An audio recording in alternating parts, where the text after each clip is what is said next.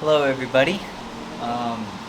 Sitting out here on the beautiful Riviera resort balcony. Look at this view, by the way. This is an unbelievable view over there in Epcot.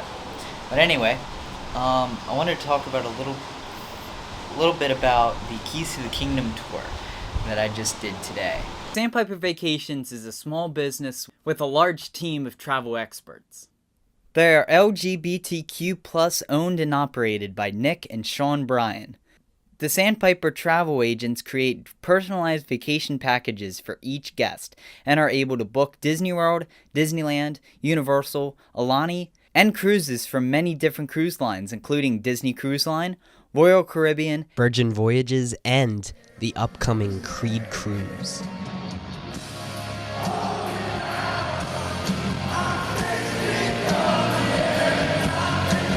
So head to sandpipervacations.com and get a free, yes that's right, absolutely free quote, and take away the stress of booking vacations, and let your travel agent handle it.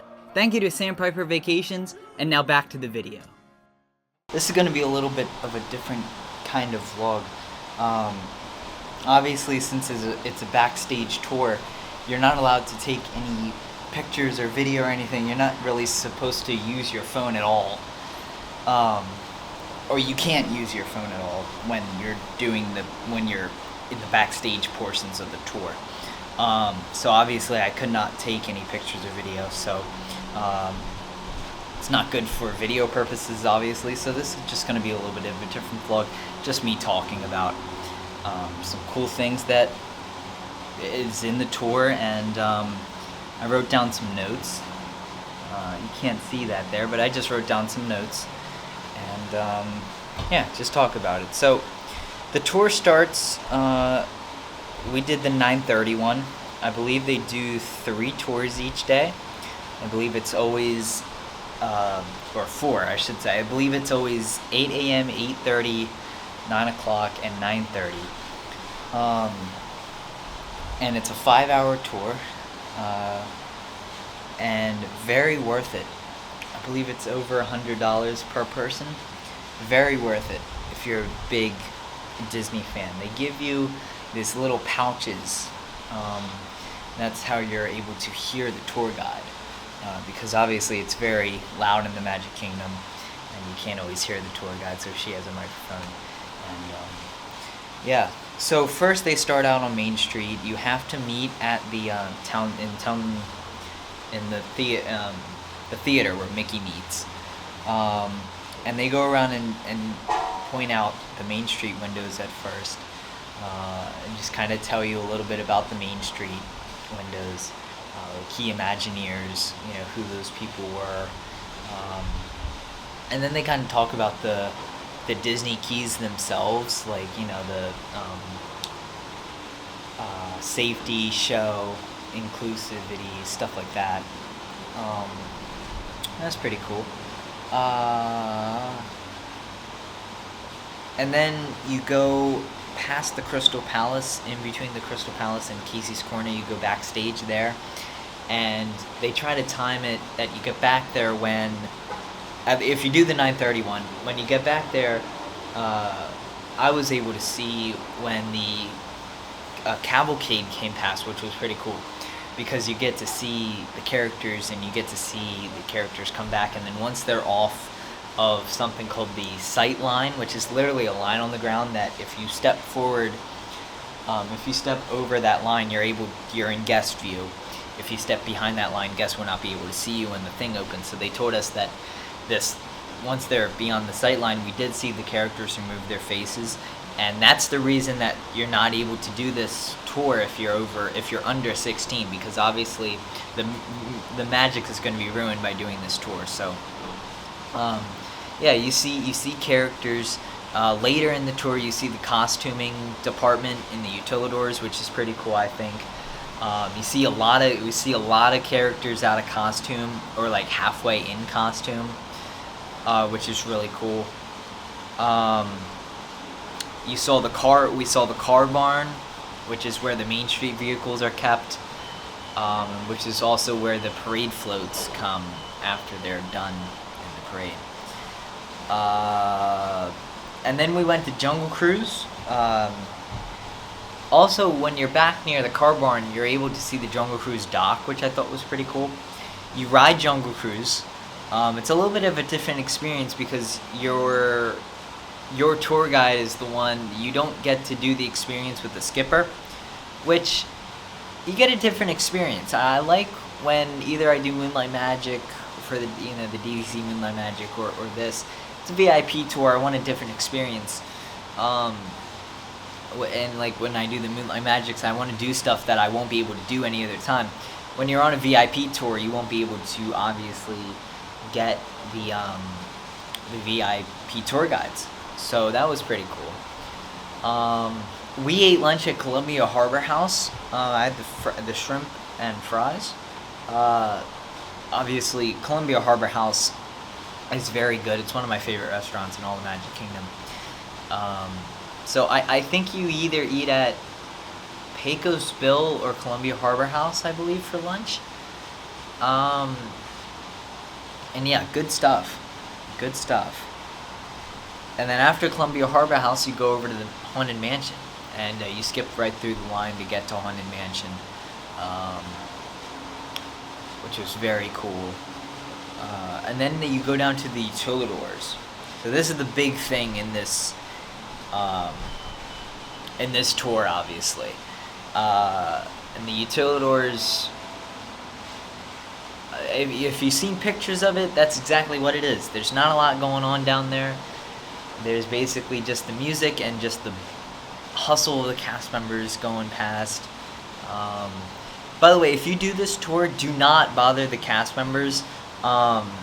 They're at work in the Utilidors. If they wave to you, you wave back to them. Be friendly if they engage with that. But when you see a character or something, don't go up to them. Like, don't be that person. I'm sure that there has been people like that. And then also, you're backstage, so once you're off stage, they're off stage as well. So they are no longer required to be like the overly jolly, if you get what I'm saying.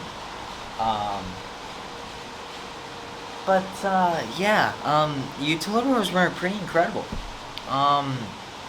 It's kind of crazy to say that I'm not a cast member, but it's kind of crazy that because I'm not a cast member, to say that I've been down there. It's you hear so much about the Utilidors and the myth for a while of if it existed, back in the late 90s. And it's kind of crazy to now say that I've been down there and I've seen what it's like. You go into costuming, which is pretty cool because I saw some costumes for the new parade that is coming this summer, the new nighttime parade. I don't know if I can really describe what they look like. All I will say is that they're blue. They look cool. When I was down there today, they had a safety expo going on, kind of just a little thing for cast members. Phineas and Ferb was there taking pictures with people, so that was pretty cool. Not taking pictures with us, just taking pictures for cast members, because it's like a cast member party kind of thing. There's music playing down there, and it is not Disney music.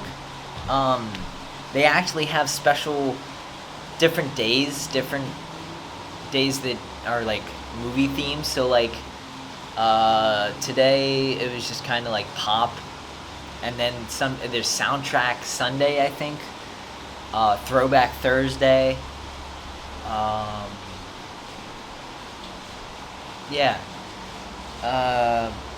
And it's just music that's playing. I heard Duran Duran, It's just music that's playing on the speakers. Pretty funny. And then the last thing that they show you are the Walt and Roy wall, which is just a couple pictures of Walt on the wall, and then a couple pictures of Roy that just kind of tell the story of Walt, and then just kind of tell the story of Roy trying to get Disney World off the ground. And then after that, there's a few, there's like a frame things, like pins framed and stuff like that. And then you go back up. You start and end in Main Street. You basically, from Main Street, you go in between from the back of the left side of Main Street, the backstage area, and then you come out, you go through Frontierland, and then you go over to Liberty Square, you eat, or at least we did.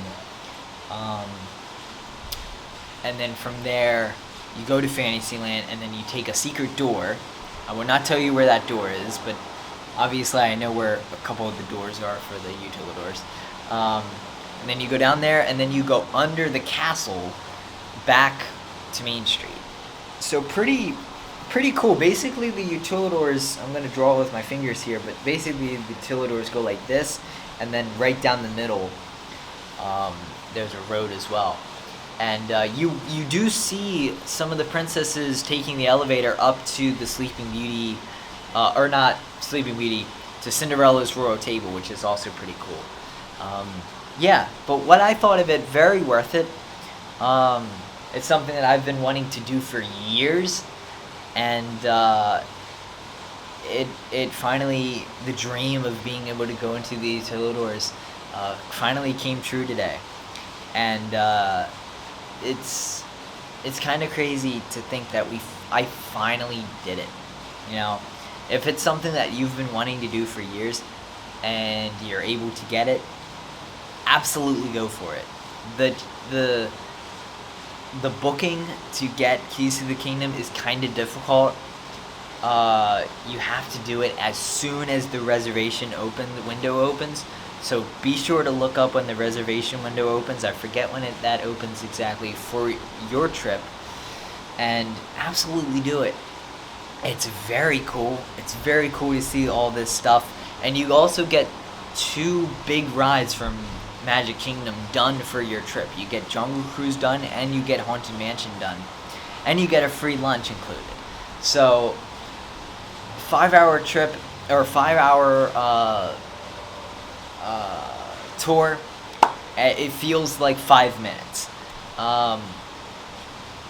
Absolutely worth it. I give it an 8 out of 10. The only thing I would have liked to be a backstage just a little bit more. Maybe just see them. Wow. Sounds like it's about to rain. The only thing I would like to see more of is maybe like the parade buildings. You know, there was 2 points where we went backstage, but one of those was the Utilidor, so I'm not complaining. But the only thing I wish is that maybe just to see the parade buildings. Other than that, all good by me. A fantastic experience. It's about to rain, so I'm going to end the video here, but it's about this thunderstorm, it sounds like. But anyway, fantastic experience. I recommend it to anybody who's a big Disney fan, maybe thinking about doing it. Absolutely go for it. Oh, and one last thing. At the end of the tour, you do get a little pin that says Keys to the Kingdom, so you get that as a souvenir. But yeah, go do Keys to the Kingdom. Obviously, you're not allowed to take pictures or anything, so that's why there's no pictures flashing up on the screen. But yeah, go do it.